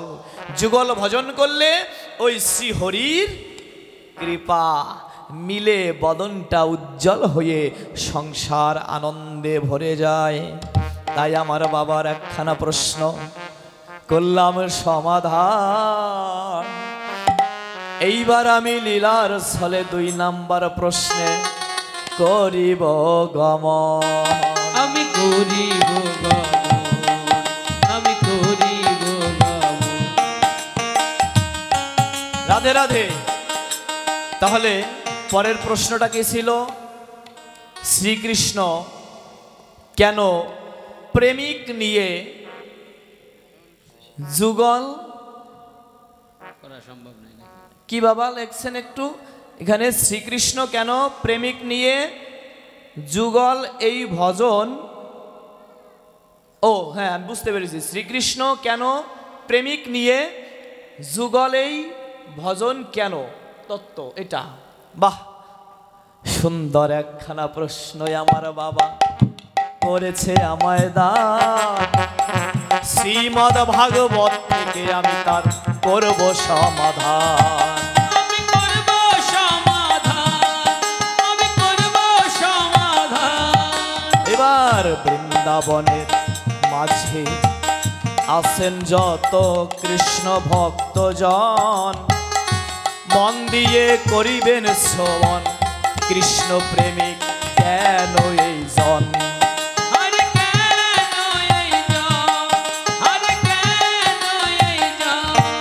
আর কৃষ্ণ বড় নাকি রাধা বড় গো, শোনো দিয়া মন, বৃন্দাবনে রাধা কৃষ্ণের ভজন, জগতের বুকে শ্রেষ্ঠ জন।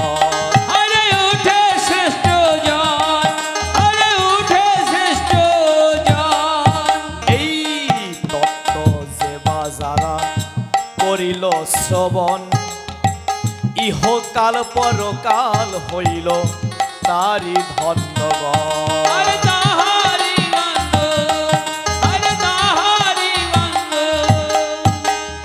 রাধে রাধে। সুন্দর প্রশ্ন। বৃন্দাবনে কই গেল? রাধে রাধে, এই আছে, যায় নাই। বৃন্দাবনে শ্রীকৃষ্ণ কেন প্রেমিককে নিয়ে যুগল ভজন দেখাইল? প্রেমিক মানে কি? প্রেমিক মানে মহাজন। মহাজন মানে অনেক সম্পদের মালিক। প্রেমিক মানে ভাবুক। এইবার ভাগবতে গাইলেন, মীরা কহিলেন বিনা প্রেম সে। দেখুন এখানে বাবা বললেন শাস্ত্রের কথা, কৃষ্ণ কেন প্রেমিককে নিয়ে ভজন শিখাচ্ছে, তাই না বাবা? তাহলে ভাগবতে মীরা কহিলেন বিনা প্রেম সে নহে মেলে নন্দ লালা। কথাগুলো স্পষ্ট জানবেন, অনেকের জানা নেই। সবাই বলে আমাকে হিন্দু ধর্ম, সনাতন ধর্ম, রাধাকৃষ্ণ প্রেম করছে, আমাকে করলে দোষ। এই কথাটাই বাবা ম্যাক্সিমাম লোকে বলে। কিন্তু রাধাকৃষ্ণ কি প্রেম করলো আর সমাজে আমরা কি প্রেম করি এটা শুনবেন, ঠিক আছে? তাহলে এইবার প্রেম ছাড়া ভগবানকে পাওয়া যায় না। পিতা পুত্রের মধ্যে প্রেম আছে, আছে না? আজকে আমার বাবার গৃহে এসে যখন আমি রান্না বান্না করলাম, ভোগ টোগ লাগিয়ে প্রসাদ পাচ্ছি, তখন আমার যে নয়ন দাদার একটা ছোট্ট ছেলে আছে, জানেন না আপনারা? ওই ছেলে কি জানি বাবা প্রশ্নটা, আর ওই যে সম্পত্তি লিখে দেবো নেব না, কি কাহিনীটা? মানে সে বলতেছে কি যে এই যে তোমার আর একটা কাকা কিন্তু ভাগিদার হয়ে গেছে আমার সম্পত্তির, তাহলে তোমার কাকারেও কিন্তু অর্ধেক সম্পত্তি আমি লিখে দেবো, এই বাবা বলতেছে। এখন ও করছে কি যে অর্ধেক না, আমার বাবারে কিছুই দেওয়ার দরকার নাই, সব সম্পত্তি আমার কাকারে আমি লিখে দিয়ে দেব। বিষয়টা বুঝিলেন? তাইলে বিষয়টা হচ্ছে এই একটা ভালোবাসা, মানে ওর সঙ্গে আমার দেখার সঙ্গে সঙ্গে আমাকে বলে হরে কৃষ্ণ নমস্কার। আমি বলবো বাহ, এত সুন্দর একটা বাচ্চা ছেলে, সঙ্গে সঙ্গে জড়িয়ে ধরলাম, আমি ওকে চুমা দিলাম, ও আমাকে চুমা দিল, ভালোবাসা তৈরি হয়ে গেল। তাহলে এই ভালোবাসার মধ্যে কোনো কাম কামনা আছে? ও তো 6 বছরের শিশু, ওর মধ্যে কোনো প্র্যাকটিক্যাল কথাগুলো বাবা একদম প্র্যাকটিক্যাল শুনে নেবেন, ওর মধ্যে কোনো কাম কামনা আছে? আচ্ছা, তখন কি হলো? ওই নয়ন দাদা যখন আসলো একটা বড়ই নিয়ে তার বাবার মুখে সে খাওয়াইয়ে দিল, সেও তাকে খাওয়াইয়ে দিল। শুধু সে নয়, মানে প্র্যাকটিক্যালভাবে আজকে কাহিনীটা হলো দেখে বললাম, এটা আপনারা সকলে করেন, সকলের ছেলে মেয়েকে করেন না বাবা? তাহলে এটা কি প্রেম নাকি কাম? কোনটা এটা? প্রেম। প্রেম মানে ভালোবাসা। এইবার এরকম ভালোবাসা অনেক আছে নিষ্কাম, এই ভালোবাসার মধ্যে কোনো কামের প্রভাব নেই, শুধু মাধুর্যপূর্ণ ভালোবাসা। এইবার এই আমার জপের মালাটা আনছি নাকি বাবা? আপনার জপের মালাটা দেন তো আমার কাছে। রাধে রাধে। আচ্ছা আছে, এর কাছে আছে, আছে না? দেন দেন, ওইটা দেন, তাড়াতাড়ি দেন। জানবেন বৃন্দাবনের রাধাকৃষ্ণের অত্যন্ত গুরুত্বপূর্ণ একটা পয়েন্ট। রাধাকে জানেন, পৃথিবীর মধ্যে যদি কোনো কৃষ্ণ ভক্ত থাকে সে হচ্ছে আমার রাধা ঠাকুরানী। বোঝা গেল? আপনারা একটু কষ্ট পেলে বলেন, ও আমি সারাদিন ভগবানকে ডাকি আর ভগবান এত কষ্ট দিল, ধুর ছাই, ও কৃষ্ণরে আর ডাকবই না। এটা বলি না আমরা দিদি? ও দিদি, এটা বলি কি? এটা বলি আমরা অনেকেই। কিন্তু রাধারানীকে সমাজে এত জ্বালাচ্ছে, এত পুরাচ্ছে, তবু রাধারানী কখনো বলল না যে আমি একবারও কৃষ্ণ নাম করব না, কৃষ্ণকে ভুলে যাব। এই হচ্ছে রাধা। এবার কৃষ্ণ যখন বৃন্দাবন ছেড়ে চলে যায়, চলেই গেল, ললিতা বলছে রাধারানী কৃষ্ণ নামে এত জ্বালা, এত পোড়া, তুই আর কৃষ্ণ বলে কেঁদে কেঁদে নিজে কষ্ট পাস না, তুই কৃষ্ণকে বাদ দিয়ে অন্য কাউকে ডাক। তখন বলল ললিতা, যে কথায় নাই কৃষ্ণ কথা, সে কথায় আমায় বলিস না। যে কথায় নিতাই গৌর হরি বল। কথা, সে কথায় আমায় বলিস না। যেথায় নাই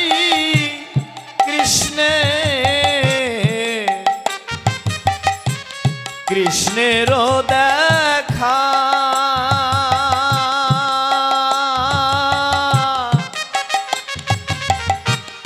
ওরে আমার প্রিয় ললিতা। যেখানে নাই কৃষ্ণের দেখা,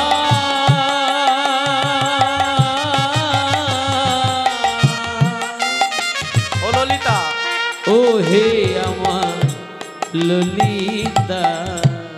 যেখানে আমার কৃষ্ণ নাই সেখানে আমাকে তুই যেতে বলিস না। যেই স্থানে আমার প্রাণ কানাইয়া নাই সেই স্থানের কথা তুই আমায় বলিস না। বলিস না,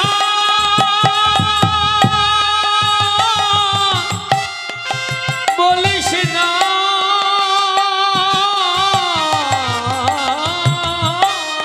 কেন বলবি না জানিস ললিতা? এজন্যই বলবি না। শোন শোন ললিতা রে, 6 দিন বয়সের সময় আমি আমার কৃষ্ণের চরণে এই রাধারানীর লাদিনী শক্তি রসমা ভাব কান্তি বিলাস ভক্তির সর্বস্ব দিয়েছিলাম। কি দিয়েছিলাম? ছোট বাজবে। 6 দিন বয়সে যখন আমার পিতা বিশ্বভানু রাজা আমাকে সঙ্গে নিয়ে নন্দগ্রামে কৃষ্ণের আলয়ে, নন্দের আলয়ে গিয়েছিল, ওদিকে নন্দসুত এসেছে, আনন্দ ধরে না। এদিকে বর্ষানাতে বিশ্বভানু রাজার ঘরে কন্যা সন্তান হয়েছে, তারও আনন্দ ধরে না। কি বাবা?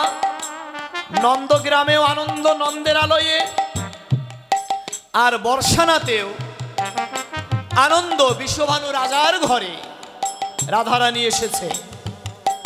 তাই দুই বন্ধু, মানে বিশ্বভানু রাজা বাবা আর নন্দ রাজা, এরা দুইজন ছিল বন্ধু, বুঝলেন? এবার দুই বন্ধুরই সন্তান হলো। আনন্দে আত্মহারা হয়ে রাধারানীকে সঙ্গে নিয়ে নন্দালয়ে, নন্দগ্রামে বিশ্বভানু রাজা প্রবেশিল। যখন প্রবেশিল তখন দেখতে পাই একটি দোলনার উপর কৃষ্ণকে শুইয়ে রেখেছে। কৃষ্ণকে না বাবা, একটি দোলনার উপরে শুয়ে রেখেছে নন্দরানী। যখন শুয়ে রেখেছে তো আগের জন্মে যখন সীতা দেবী রাজ প্রাসাদের মধ্যে রাজসভা থেকে মাতা বসুমতীর গর্ভে বিলীন হয়, তখন রামচন্দ্র ডেকে ডেকে কয়, সীতা, শেষের দিনে কি তোমার মনের কোনো বাসনা রয়? তখন সীতা দেবী নয়ন জলে কেঁদে কেঁদে বলে, দেখবেন এই রাধাকৃষ্ণের প্রেমের কাহিনীটা শুধু এক জন্মে নয়, বোঝা গেল মায়েরা? জন্ম জন্মান্তর ধরে, শুধু আমি ত্রেতা যুগ থেকে বলছি সময়ের অভাবে। তখন সীতা দেবী কেঁদে কেঁদে বলে, প্রভু, জগতে আমি তো ধন চেলাম না, অর্থ চাইলাম না, মান চাইলাম না, সম্মান চেলাম না, শুধু তো চেয়েছিলাম তোমার দুটি রাঙা চরণ। কেননা রাঙা চরণের ভজনটা নিষ্কাম ভজন। প্রভু রামচন্দ্রের চরণের সেবাটা কাম কামনা বিহীন সেবা। জগতের বুকে শবরী থেকে শুরু করে, নিষাদ রাজ থেকে শুরু করে কত প্রজাবৃন্দ রাজাবৃন্দ তোমার চরণ সেবা করেছে। তারা তো কামনার লালসায় লালসিত হয়ে নয়, তাদের সেবার মান উদ্দেশ্য একটি ছিল, সেটা হচ্ছে নিষ্কাম প্রেম, নিষ্কাম ভজনের দ্বারা তোমার চরণ যেন লাভ করতে পারে। তদ্রূপ আমার মনেও যে বড় বাসনা ছিল, জানো, এই নিষ্কাম প্রেম দিয়ে তোমার একমাত্র সহধর্মিণী হয়ে জনম জনম তোমার চরণে দাসীর দেহটা নিযুক্ত করে রাখতে পারি। হরি বল, হরি বল। কিন্তু আমার তো হলো না। লীলা সংবরণের পূর্বেই জগৎ ছেড়ে আমি চলে যাচ্ছি, কিন্তু যাইবার কালে একটি বাসনা প্রভু তোমার চরণে আমি রেখে যাই। এই জন্মে তো আমি সারা জন্ম তোমার সঙ্গ পেলাম না। যেমন আমার অনেক মায়েরা অকালে স্বামীকে হারা হয়ে, ছোট বাজার, অকালে স্বামীকে হারা হয়ে জগতের বুকে কেঁদে কেঁদে ভেসে বেড়ায়, পতি দেবতা হারা হয়ে। তাই আজ মা সীতাও বলছে, প্রভু, আমিও তো অকালে চলে যাচ্ছি জগৎ ছেড়ে, পারলাম না সারাটি জনম তোমার চরণে থেকে তোমার চরণ সেবা করার জন্য। তো শেষের দিনে তোমার চরণে আমি মিনতি জানাই, মিনতি জানাই।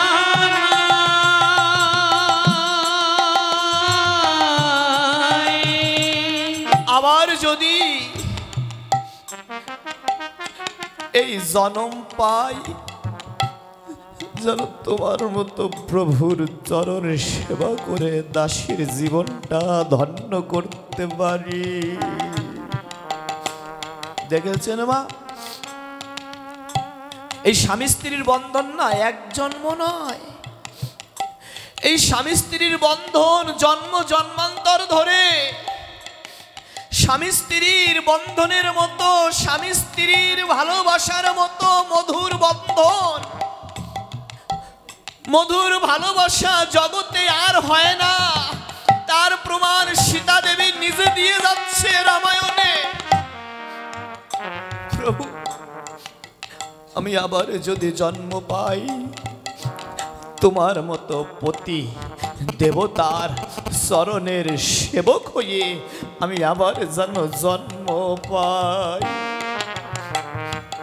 প্রভু গো আমার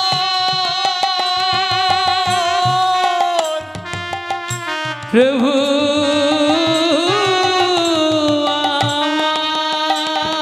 তুমি আমায় এই আশীর্বাদ করো। ও বাবা, শেষের দিনে যদি কোনো ভক্ত কারোর কাছে শেষ আশা নিবেদন করে, কেউ কি তাকে ফেরায়? যখন জেলখানার কয়েদির ছোট জেলখানার কয়েদির যখন ফাঁসির আদেশ হয়, তখন তার কাছে শেষ ইচ্ছা জানা হয়। তার শেষ ইচ্ছা পোষণ করলে ইচ্ছা অনুযায়ী তার ইচ্ছা পূর্ণ করা হয়, তাই না?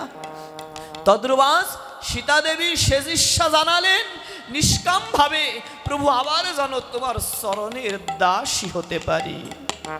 বেশ বেশ, তাহলে আজকে আমি কাম নয়, আমি নিষ্কামটুকু গ্রহণ করলাম। সীতা আমিও প্রভু রামচন্দ্র হয়ে, রাজা রাম হয়ে এই সিংহাসনে বসে সকল প্রজাবৃন্দের সম্মুখে, গুরুবর্গের সম্মুখে আমি কথা দিচ্ছি, পরবর্তী জন্মে আমি হব ব্রজেন্দ্র নন্দন শ্রীকৃষ্ণ, আর তুমি হবে রাধা।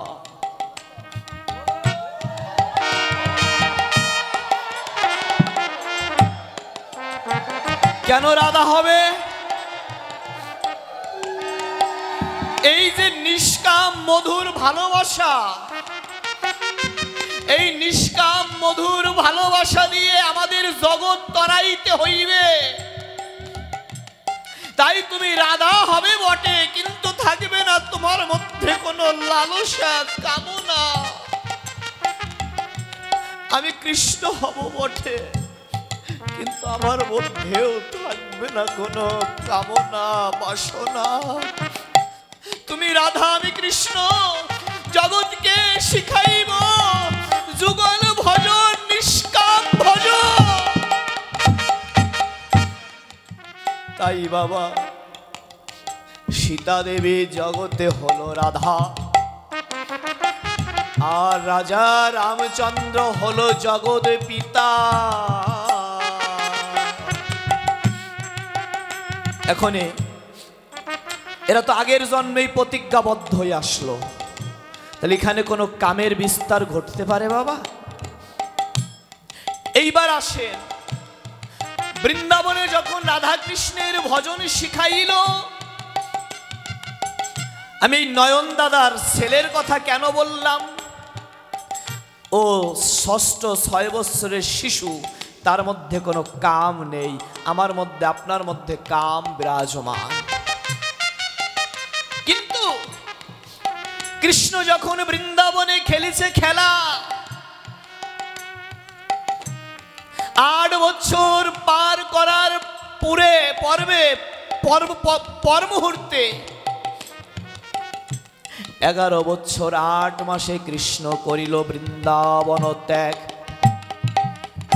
100 বছরের জন্য বৃন্দাবন ত্যাগ করলো, আর এই 100 বছরের পূর্বেই রাধা গোবিন্দের যুগল মিলন লীলা বৃন্দাবনে প্রকাশিত হলো। হরি হরি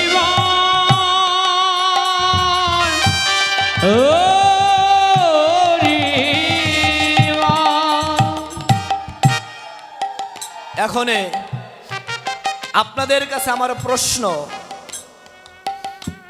8, 9, 11 বছর শিশুর মধ্যে কতখানির কাম জাগ্রত হয়? আপনাদের সকলের ঘরে তো ছেলে মেয়ে আছে না বাবা? এই নবজাতক নাবালক শিশুর মধ্যে কতখানি কাম ভাব আসে? আছে কোনো কাম? তাই মীরা কহিছে, বিনা প্রেম সে নহে মেলে নন্দ লালা। প্রেম করো নন্দলালার সঙ্গে, প্রেম করো না জগতে ইয়ং যুবক যুবতীর সনে। প্রেম যদি করতে হয় প্রেম করো নন্দন সুতোর সঙ্গে। এইবার ওই দোলনায় যখন কৃষ্ণকে শুইয়ে দিয়েছে বাবা, রাধারানী ওই সীতা দেবী যখন পাতালে গমন করলেন, চোখ বুজে গমন করেছিলেন, বুঝেছেন? চোখ বুজে যেমন গমন করলেন, আবার চোখ বুজেও উদয়মান হলেন। সমাজ দেখছে অন্ধ, কিন্তু আসলে তিনি অন্ধ নয়, তিনি কৃষ্ণ প্রেমান্ধ। যখন ওই নন্দের আলয়ে আসলো, গোবিন্দের পাশে রাধারানীকে দিল, তখন গোবিন্দ রাধারানীর হস্ত ধরে বলছে, ওগো পূর্বজন্মের সীতা, এই জন্মে হবে তুমি রাধা। একবার তাকিয়ে দেখো, তোমার সম্মুখে বাধা তোমার রামচন্দ্র। হরি হরি বল, হরি বল। আজ তুমি এলে রাধা রূপে, আমি এলাম কৃষ্ণ রূপে। আমাদের পূর্বজন্মের নিষ্কাম প্রেম ভজন শিখাইব জগতের বুকে। আর যারা নিষ্কাম প্রেম পাইবে না, শিখিবে না, তারা আমাকেও পাইবে না। এইবার আর একটু ক্লিয়ার দিয়ে যাই। বৃন্দাবনে যখন রাস হলো, রাসমঞ্চে সখী 100 জন সখীদের মনের বাসনা ছিল, কৃষ্ণ যেন আমার নিষ্কাম প্রেমের পতি হয়, ভজনের গুরু হয়। এর সঙ্গে ছিল অষ্টসখী। অষ্টসখী কে কে? বাহ, আমরা নাম জানি তো সবাই, আমি আর নাম বলে সময় দীর্ঘায়িত করতে যাচ্ছি না। 100 জনের সখীর নাম বলেও সময় দীর্ঘায়িত করতে যাচ্ছি না। অষ্টসখী এবং 100 সখী, তাদের বাসনা ছিল নিষ্কাম ভাবে, নিষ্কাম প্রেমে আমিও যেন কৃষ্ণকে বুঝতে পারি। বাঞ্ছা কল্পতরু ভগবান, বুঝা গেল? ভগবানকে যে ভক্ত যেভাবেই ডাকে, ভগবান সেই ভক্তকে সেইভাবেই কৃপা করে, তাই না মা? তাই আজকে ভগবানকে গোপীরা নিষ্কাম ভাবে ডেকেছিল বিধায় রাস মঞ্চের মাধ্যমে গোপীগণ আসলো বৃন্দাবনে। আর প্রত্যেকটা গোপীর পাশে কৃষ্ণের অঙ্গ থেকে 108 জন কৃষ্ণ হয়ে গোপীর পাশে পাশে দাঁড়িয়ে গেল। বলো ভগবান কৃষ্ণচন্দ্র কি জয়। এই যে মালাটা দেখেন না, এই মালাটা সাধারণ নয়, এই মালাটাই হচ্ছে বৃন্দাবনের স্বয়ং কৃষ্ণ। এই মালাটাই হচ্ছে ব্রজের নিষ্কাম প্রেমের 108 জন সখী। এই মালাটাই হচ্ছে ব্রজের নিষ্কাম ভক্তকে কৃপা পূর্বক নেয়। 108 জন দাঁড়িয়ে আছে কৃষ্ণ। ক্লিয়ার? এখানে কাম আছে বাবা, কাম থাকলে জগতে প্রকাশ হতো। এই মালা জপ করে জপি কৃষ্ণকে পায়। তো এটা প্রচার করলো কে? রাধা কৃষ্ণ মিলিত তনু নদিয়ার মাঝে শ্রী গৌরাঙ্গ রূপ ধরে এই জগতে হরি নাম প্রচার করলো। আর জগতে যে আমার গৌরকে না মানলো, জগতে তার জন্মটাই বৃথা গেল। তাই কলিযুগে আগে হচ্ছে গৌর ভজন শ্রেষ্ঠ, তারপরে কৃষ্ণ ভজন। বোঝা গেল মা? এইবার রাধারানী হচ্ছে গোবিন্দের ভজন মার্গের গুরু। বোঝা গেল? শুধু তাই নয়, অনেক ভাগবতের অনেক লীলা একদম স্পষ্ট দাসখর লিখে দিয়েছিল রাধারানীর চরণে। গুরু রূপে ভজনবিহীন, ভজনযুক্ত গুরুর চরণে। বোঝা গেল? তাই বৃন্দাবনে এই যুগল ভজনে কোনো কাম নেই, কোনো বিষয় নেই, কোনো বাসনা নেই। নিষ্কাম প্রেমের ভজন যে বা যারা না করল, তারাই ভগার ডুবায় ডুবে মরল। বোঝা গেল? তাই সবাই মিলে যুগল ভজন করি। এইবার আর ছোট্ট একটু প্রশ্নের জবাব দিয়ে যাব শেষের প্রশ্নের জবাব ধরে ভাগবতে রাধা গোবিন্দের লীলা ভূমিতে। বল রাধারানী কি জয়। তো প্রশ্নটা ছিল, যতগুলো প্রশ্নই আমার বাবারাই আমায় করেছিল, আপনারা কি পেয়েছেন? অ্যান্সার পেয়েছেন? উত্তর পেয়েছেন নাকি পাননি? পাইছেন বাবা? রাধে রাধে। এইবার আর একটা প্রশ্ন আছে, ভেবেছিলাম এই কথা আজকে না বলি, কিন্তু বাবার অনুরোধে বলতেই হবে। সেটা কি? বাবা বলল শুধু মায়েদের দিচ্ছেন, বাবাদের কেন দিচ্ছেন না? রাধে রাধে। অতএব শুধু মায়েরাই করছে, তাহলে বাবাদের নিয়ে কি কিছু বলা উচিত না? আচ্ছা, রাধে রাধে। এইবার ছোট্ট করে বাবাদের নিয়ে 2 মিনিট বলে আর একটা ভজন শুনে আবার আমরা শেষের লীলায় প্রবেশ করব। কিছু কিছু একটু জল খেয়ে নেই, খাবো কি? রাধে রাধে।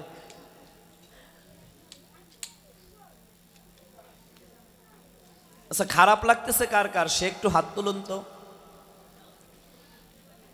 পাঠ কি খারাপ লাগছে? এ ভাগবতে পুনামি দেওয়ার বয়ে কি আবার আগে ভাগে চলে যাচ্ছে নাকি সবাই? রাধে রাধে। হ্যাঁ, জয় রাধে। আচ্ছা, এই প্রশ্নটা দিয়ে একটা ভজন হবে তখন, ঠিক আছে? সবাই বলুন রাধারানী কি জয়।